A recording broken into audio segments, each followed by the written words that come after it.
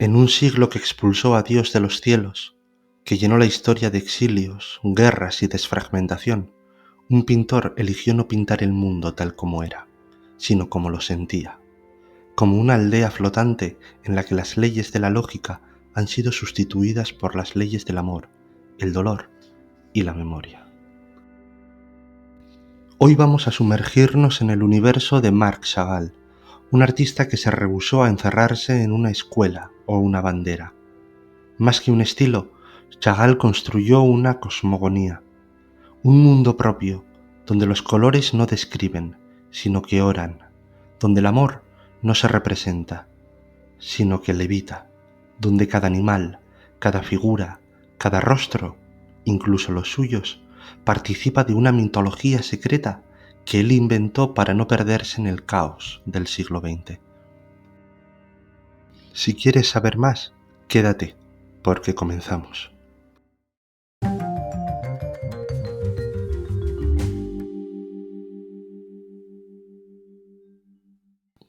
Marc Chagall nació en 1887 en Vitebsk, una pequeña ciudad del Imperio ruso en el seno de una familia judía jasídica.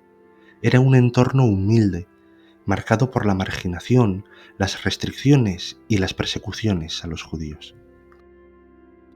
Pero en ese mundo cerrado y perseguido, Chagall encontró algo que le acompañaría toda su vida: una fe en lo invisible, en la belleza simbólica de las cosas. El hasidismo, que conoció en su infancia, no era teología, sino una experiencia vivida. Creía en la música como oración, en la risa como acto de santidad, en el arte como camino hacia lo divino. Para Chagall, el mundo no estaba hecho solo de materia, estaba poblado de signos, presencias y misterios. Esa espiritualidad impregnará toda su pintura. Aunque Chagall se formó en las academias de San Petersburgo y más tarde en París, su lenguaje visual se forja en los callejones de Vitebsk, entre sinagogas, vacas, violinistas, tejados torcidos y la risa dolorida de un pueblo errante. Yo y la aldea, su primer gran lienzo parisino, es más que una obra maestra de juventud, es un manifiesto espiritual. Dos rostros, el del propio Chagall y el de una vaca, se enfrentan y se miran, en un gesto de reconocimiento mutuo. Aquí no hay jerarquía ni hay una frontera, lo que hay es una comunión. Alrededor las casas se inclinan, una mujer camina invertida, una aldea se curva como si el tiempo la soñara. No hay lógica realista ni perspectiva académica. Lo que hay es la afirmación de un mundo donde el amor, la tierra y lo divino conviven sin ninguna escisión. Chagall integra aquí las vanguardias parisinas, el cubismo, el fubismo, para transfigurarlas en su propia mitología. La obra no representa un lugar, más bien evoca una forma de sentir el mundo anterior a la modernidad. Estamos ante su génesis pictórico, un inicio sin dogmas, lleno de memoria. En la cosmogonía de Chagall, el hombre y el animal no son criaturas distintas, son parte del mismo sueño. El segundo pilar de su mundo es el amor. En el paseo, pintado durante su regreso a Rusia en plena revolución, Chagall se representa junto a Bela Rosenfeld, su esposa y musa. Él con los pies en el suelo, ella suspendida en el aire, llevada por una brisa de éxtasis. La pintura desafía la física, pero no porque niegue el mundo, sino porque revela que en el universo de Chagall hay otras leyes, leyes en las que el afecto tiene más peso que la materia, y donde los vínculos amorosos sostienen el orden cósmico más que cualquier ideología. Bela es figura recurrente en su iconografía, no solo como mujer, sino como símbolo del alma, de lo perdido, de lo eterno, volando sobre las aldeas como si el amor fuese inmune a la muerte.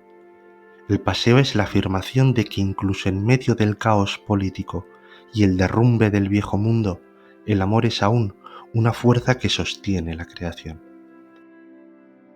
Ese mismo año, sin embargo, Chagall pinta La casa gris, y lo que en el paseo era ligereza y exaltación, aquí es sombra y encierro. La revolución, que había saludado con esperanza, se convierte en decepción.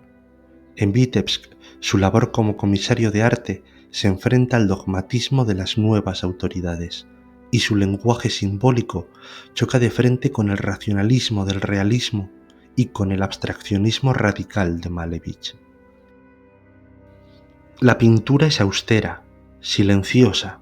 Las figuras están atrapadas en una arquitectura opresiva. El color se apaga. La aldea que antes flotaba, ahora se hunde. Aquí, la cosmogonía de Chagall se ha puesto a prueba por la propia historia. Pero en lugar de responder con realismo o denuncia directa, Chagall responde con retirada simbólica. El arte para él no debe someterse al presente, debe recordarnos que hay otras formas de ver, de sentir, de vivir. La casa gris no abandona su mundo, pero lo muestra herido, invadido por lo que no puede ser soñado. Con la crucifixión blanca, Chagall da un giro radical en su cosmogonía. Ya no pinta lo que ama, sino lo que duele. Aquí aparece Cristo crucificado, pero no como redentor cristiano.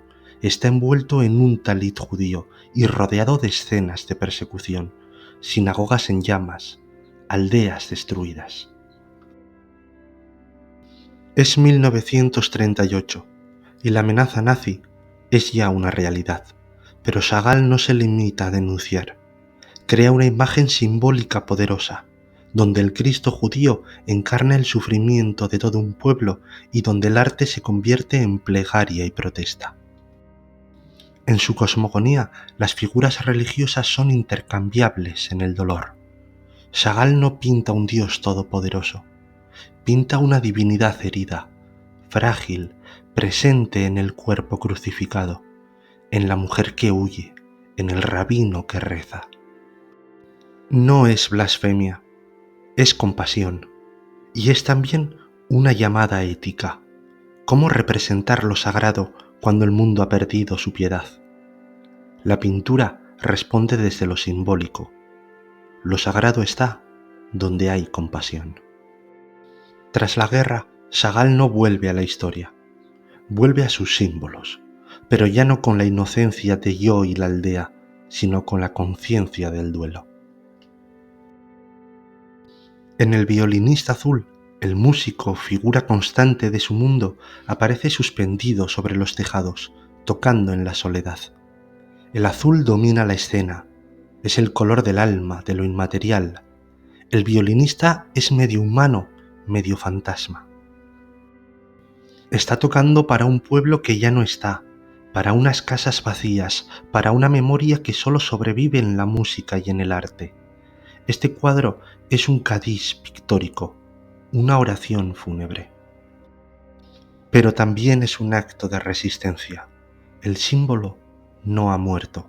La cosmogonía de Chagall sobrevive, no intacta, pero sí leal a sus principios.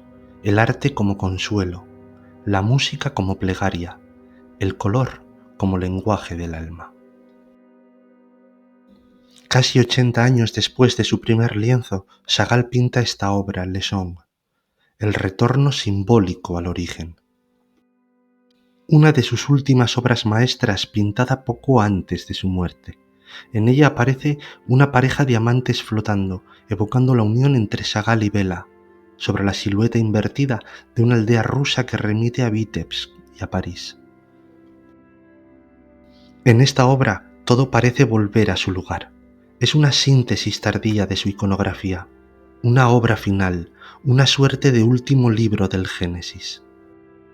El vuelo, el mar eterno, la aldea, la memoria del origen, los objetos cotidianos, el mundo interior viviente, Le Son es una reconciliación.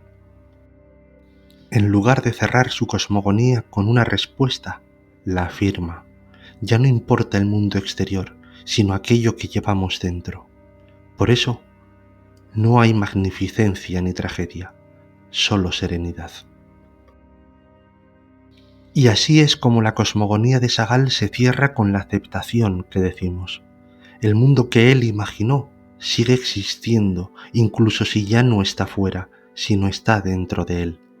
Pero esto no lo entendamos como una evasión por su parte, sino como un regreso a Vitebsk, a Bela, al rabino, al violín, a todo lo que amó y que por el arte no se ha perdido del todo.